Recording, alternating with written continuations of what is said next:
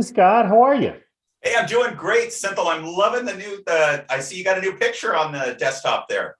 I like your gargoyle vibes. I'm very much in the spirit of late night hosts that we all grew up with that show horror movies, B-grade horror movies. And actually, we have one B-grade horror movie that I think punches above its level. So let's start with Attack of the Giant Blurry Finger. This was your movie. It was filmed in 2021 by Yep. a effectively a novice amateur director. And let's start with what led you to this movie and what were your initial thoughts in terms of what did you like about this? So simple. What led me to this movie was I read an article. This was a zero budget. They spent no money in creating this movie, right? And they were bored. So the director Cody Clark had actually directed a movie called Ramekin and Ramekin 2, right? Now I've seen Ramekin, I haven't seen Ramekin 2, and they are goofy. I mean, they truly are B-rate movies, very micro budget movies. But for what it was, I thought Ramekin was, it was funny. So when I saw Attack of the Giant Blurry Finger come up, which is just somebody's finger in front of the camera, I went, okay, I have got to see this film. So when I found it, saw it was zero budget, that's what turned me on to it. So you asked me, what did I like about this film? And Simple, I have to be completely honest. I have no idea. I don't know if I liked or did not like this film. it was totally bizarre. It was softcore porn. So it reminded me, I don't know if you ever saw a movie that came out, I think it was in 2010. It was called Horno, which No, I haven't is, seen it. so it was 1 hour long, just like this one. And it was a horror porno, right? And so it wasn't an X-rated, it was R-rated, and it was like this. But this film was just, I cannot say whether I liked it or didn't like it. It was I will say this, when we got to the end and the husband is introduced, it kind of loses it for me, right? So it almost felt like an OnlyFans channel that failed and it became a movie. But anyway, I'll stop.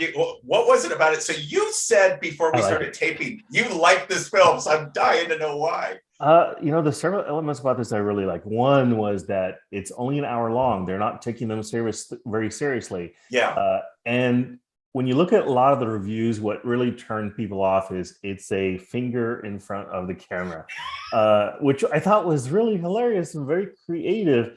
And what I liked about it is that, I mean, reads like a bunch of deleted scenes from Harry Met Sally, the infamous scene from Harry Met Sally. And the actress in this is extraordinarily good she's not acting to a green screen. She's acting to nothing that's in front of her. And she's remarkably good at selling the fake orgasms and the fake sex scenes that she's having with this giant blurry finger. So I will say that her performance really sold it and was really convincing. And the second element I liked about this is that there is no nudity for the vast majority of the no, movie. no. And you expect it, especially when what's really fascinating, the camera angles. The finger strategically gets in front of sensitive body parts. Then suddenly at the very end, there's a shower scene and there's nudity and there's lots Yeah, of it. So kind of flipped it. I think they should have maintained the entire movie and just tease the audience and not show any real skin. right. So that those two elements, I thought her performance was really good. I thought it was ridiculously creative. You can't take it seriously. If you approach this like a traditional horror movie, it's not going to work. It's one of the cheesiest, literally, zero budget in their house, filming with the finger in front of the camera. So the creativity about it was really great. And in an hour, I could sit there and watch it and just laugh. What didn't work about this movie for you? Again, Simple, I have a hard time saying what didn't work when you look at what the movie was, right? I mean, in reality, all of it worked for what the movie was, right? I mean, the Yes. idea that you've got this giant finger and it just bats her, and she's like dodging it and things like that. The thing that didn't work for me was that ending. I think if they had left it with and I don't want to give too much away, but anyway, there's an event that happens that breaks the two apart, right? Yep. And I think that should have been the ending, right? I think that should have been where it let go. Like I said, I think it becomes an OnlyFans thing for that. I think it's the last 7 minutes. I just want to be clear. It's only the last 7 minutes of the film that kind of becomes, Cody Clark and Chloe, which is either his wife or, a girlfriend. Then it becomes this sexual relationship, and it really does become softcore porn. Actually, I would say it becomes more porn because there's, lots of nudity. But that's that last 7 minutes. So for me, Cynthia, I would tell you that I think if you chop that last 7 minutes off and watched it for what it was, a zero budget film about somebody's finger in front of the camera, beating the crap out of somebody, and then having a sexual relationship, a finger having a sexual relationship with a lonely woman on a stormy night, right? She's all alone. So for me, that's, I think, what that last 7 minutes took it away from me. I have to agree. Her partner showing up didn't really work. The ending didn't really work. And the nudity wasn't needed. No. It wasn't needed. And I don't think that worked either. I think it would have been a little bit more creative if I was thinking about the nudity and sex scenes in the Greasy Strangler. Now, she's pretty attractive in this movie. Now, if they had really wanted to push the boundaries and have somebody not quite as attractive like from the Greasy Strangler, and that would have been even more creative. But I had the same reaction you did in terms of what didn't work. If you consider it for what it is, and if they chopped off the last 7 minutes or so, I think I would really grade this much higher than the IMDb score of 3 out of 10.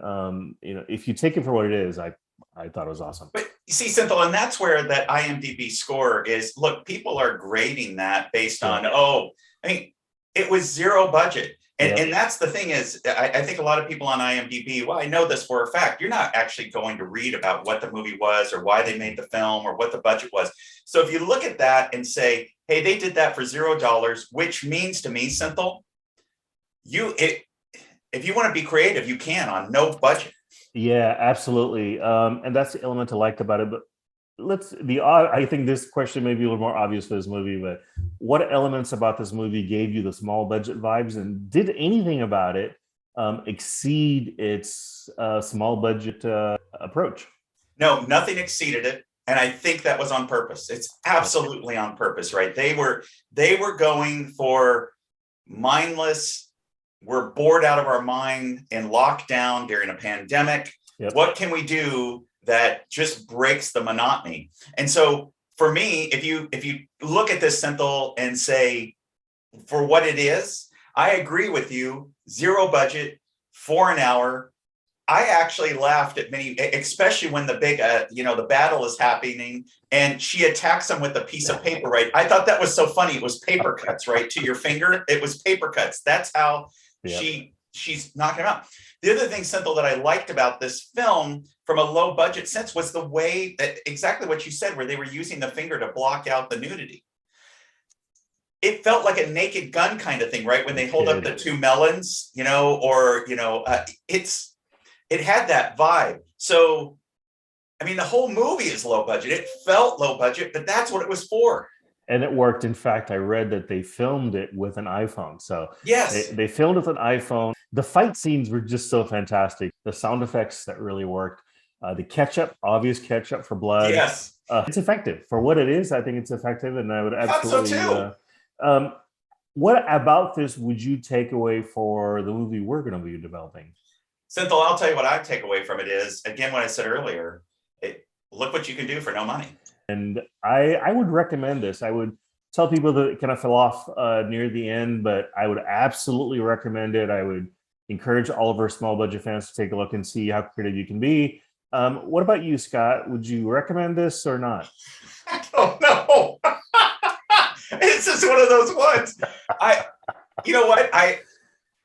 They convinced me to spend $2.99, or I think it was $3.99 to rent this on Amazon, right? So, for $4, if it's a Friday or Saturday night and you've got an hour and you're going, I need to watch the most ridiculous low budget film ever created. next to Birdemic, this is right up there.